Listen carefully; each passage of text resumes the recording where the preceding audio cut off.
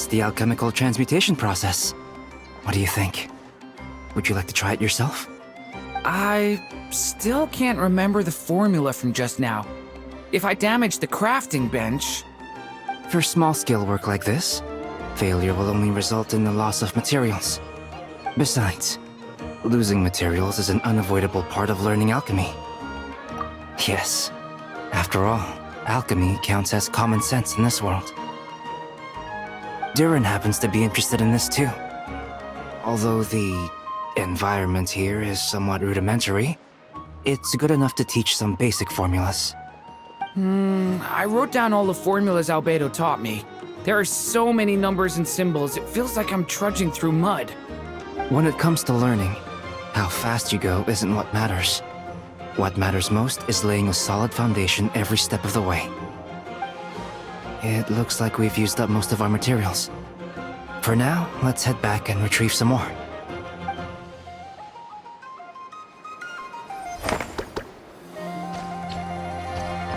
Fruits from every corner of Tonight.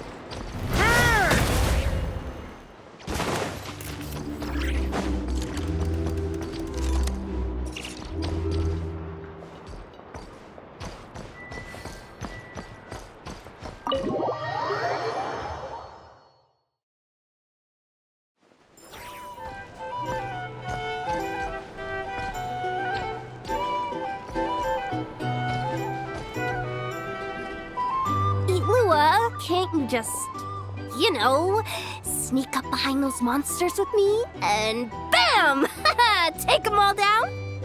I can act 3 times in a round, and there are only 4 monsters in total.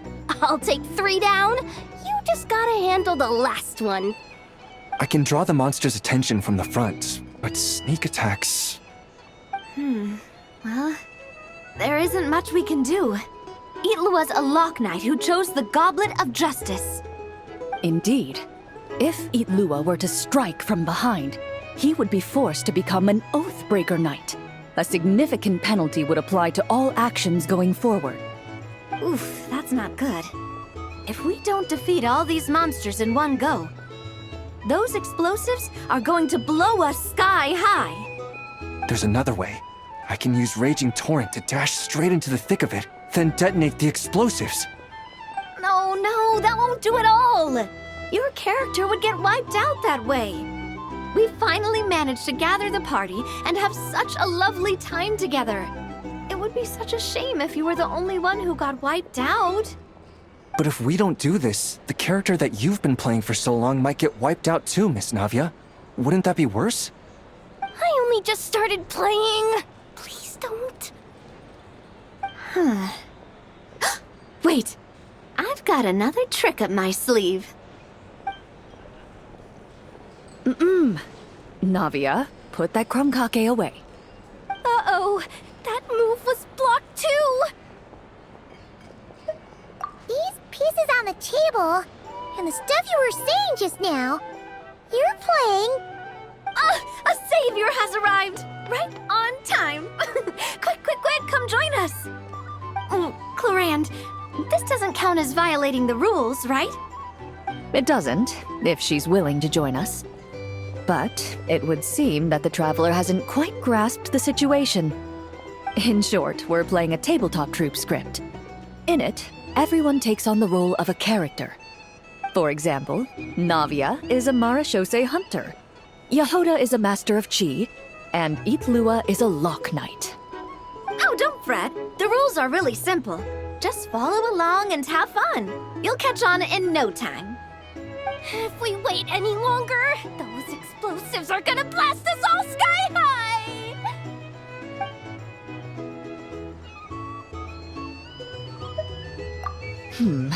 Well then, due to various factors, I'll set the difficulty of this game to easy mode. Now then, choose the skill for the character you'll be playing. Very well. In that case, you wish to learn the medicine skill, yes? Very well then. Let the game continue. Just when everyone was at their wits' end, a familiar voice rang out from behind them. Long time no see, everyone. Looks like you need my help. By the way, what are you doing here? Could it be that you heard our summons? That kinda makes her sound like a summoned spirit. Well, not that she doesn't fit the part. Indeed. You have called, and I must answer. Guess that means I was randomly dragged into this game. She's really good at getting into character, as always. Though the Marachose hunters had much they wished to share with one another, at this moment, the joy of reunion must yield to the crisis at hand. Now then, the combat round continues. You have the first turn. Also, since we have a new member joining us, I'll be adding some dark cards to boost the enemy's various abilities. The Traveler isn't a sudden addition. She's been traveling with us all along. We've just parted for a short while, that's all. Totally normal. I've already counted the dark cards. You should start discussing your tactics. You're so strict, Clorinde. Anyway, let's stick to the original strategy. Now that we have the Traveler with us, we have enough people. Itlua and I will hold the line out front against the monster's assault. Yehoda, Traveler, you circle around the back and take them all down in one swoop. All right, leave it to me. We Masters of Chi get huge damage boosts when attacking from behind. But why are you a doctor? How's a doctor gonna perform a sneak attack?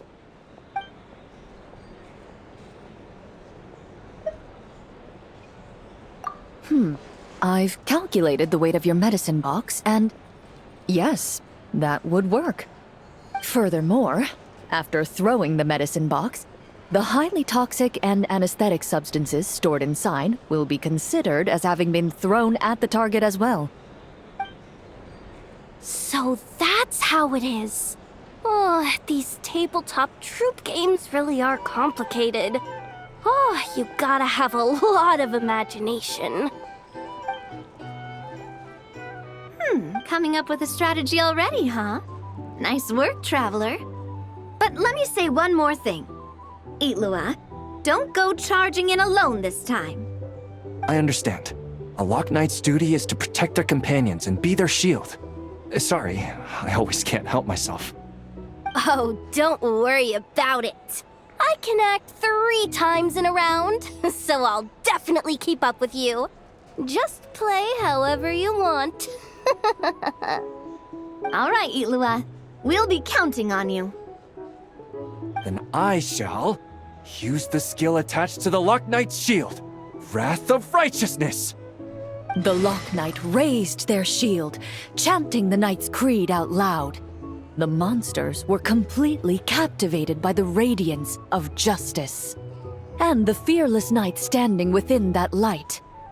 Meanwhile, the 2 companions lying in wait behind the foe seized this opportunity, preparing to launch their attack. You take the first swing, I'll hit right after.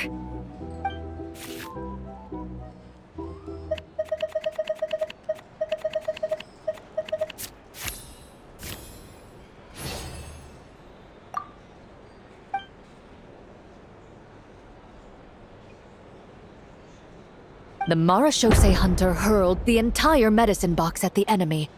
just as she anticipated, when the box shattered, the medicines within began to mix.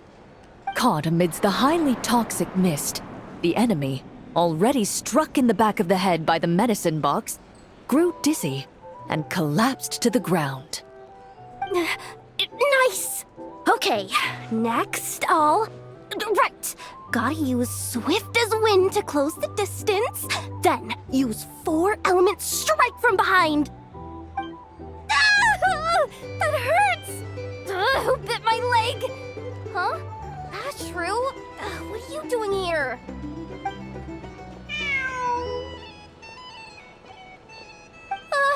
Is it this late already? Oh no!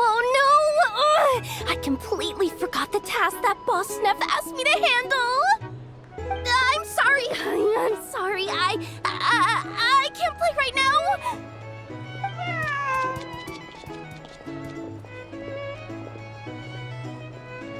Ashru! Wait for me! Hey! Why are you running off so fast? Well, it seems we'll have to end our game here for today. Navia, put the monster sign back where it was. I saw that.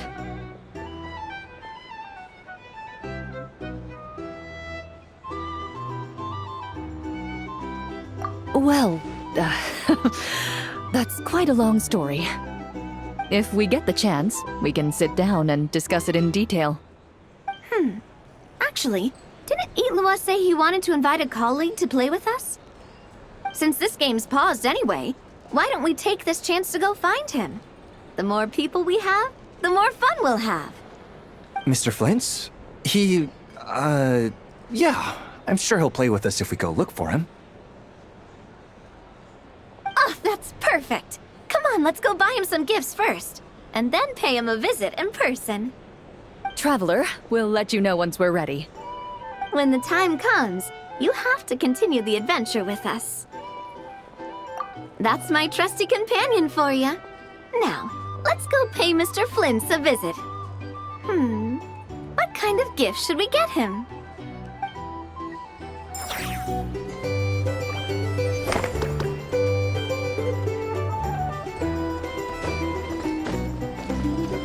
Yeah.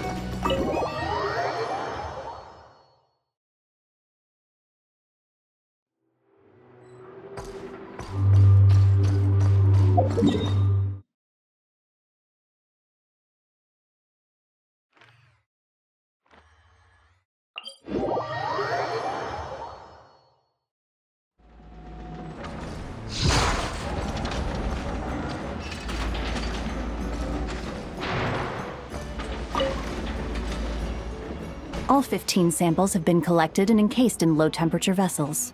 2 layers, 1 metal, 1 ceramic, ready to be shipped tonight. Take them to the Flower Feather clan via express ship. From there, get them on priority shipping using the courier's Blue Bolt service. Once they reach the northern edge of the Children of Echoes, transfer them to another boat that'll go east and arrive at Elong Wharf through a special customs checkpoint. Speed is of the essence. Got it. A combination of Plan B3 and Plan C2, then. Uh-huh. It's the Traveler. How did you do that? It's like you just appeared right there without even making the slightest noise. Don't be nervous. Just treat her like she's your boss. Interesting timing. Traveler, meet Cyro. She's with us. I'll leave you to it then. Miss Yelan, I'll ensure everything is arranged to your specifications.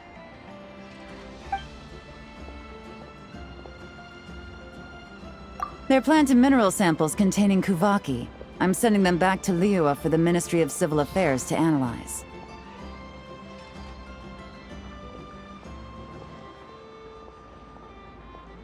Nothing escapes you. There are also some pictures relating to the Fatui among these samples. These show their research facilities, their current weaponry, and the distribution of their camps. Liyue is a long way from Nodcry, but it never hurts to be prepared. It's one of the reasons, but I'm also here to purchase some intel from Nefer, boss of the Curatorium of Secrets. Dealing with her always requires a lot of preparation, both mental and financial.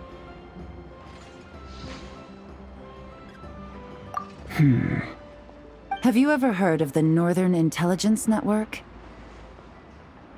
It's essentially a forum for intel exchange, a loosely structured organization with no real rules or regulations. But you can find well-connected people from all walks of life there who are willing to trade information, as long as you can pay their price.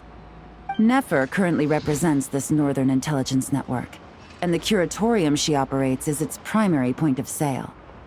If intel was all they sold, that would be one thing. But it's said the network has spies planted in every region, and that they're always on the lookout for even more informants. In no small part thanks to the efforts of my colleagues, the network's tendrils have been unable to take hold in Liyue. It doesn't matter if they send official representatives or smuggle in spies. They are met with a polite but firm rejection every time. I imagine that we must be one of the very few unknowns remaining on their map of the world. Business is business, and Mora talks. She's not one to say no to a big bag of coins. Other factors notwithstanding, I'm a valuable customer. The Northern Intelligence Network has plenty of information that only I'm willing to buy. Well done for picking up on my phrasing. You're getting good at finding clues.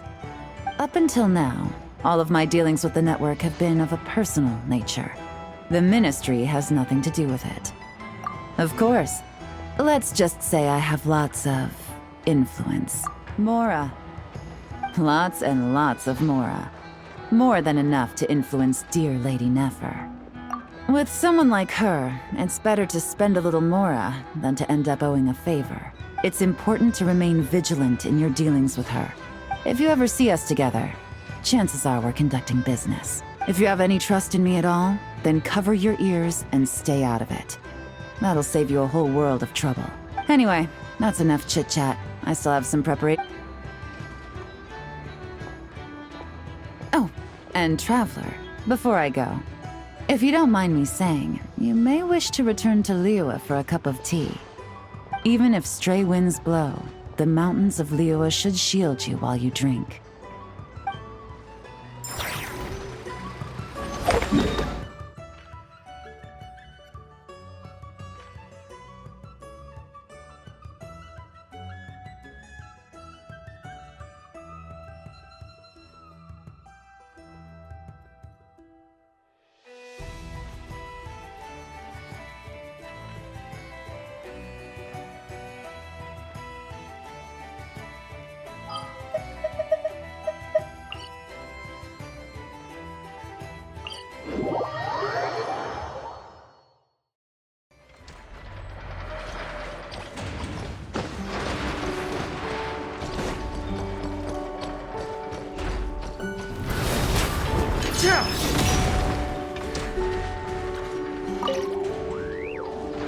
Little dearie, you gotta eat your breakfast, or you're never gonna grow up big and strong. I know. There is still lacquerberry residue hanging from the corner of its mouth. Huh? What? Its recovery is progressing smoothly. In a few more days, we can ask Miss Lauma to send it back to its herd. I know. I am sure you know that it deserves to go back home instead of staying with us. But... Did the Lady Moonchanter from the Frost Moon Scions not say as much when she came to treat the deer? Its family might be worried about it. Once it has recovered, it would be best to send it home. I know, but, you know, it obviously hasn't recovered yet. Does your leg still hurt? Do you want to go home? I know. Didn't the Lady Moonchanter promise us that she would come and pick up the deer? When the time comes, let's ask her to listen to what the deer has to say again.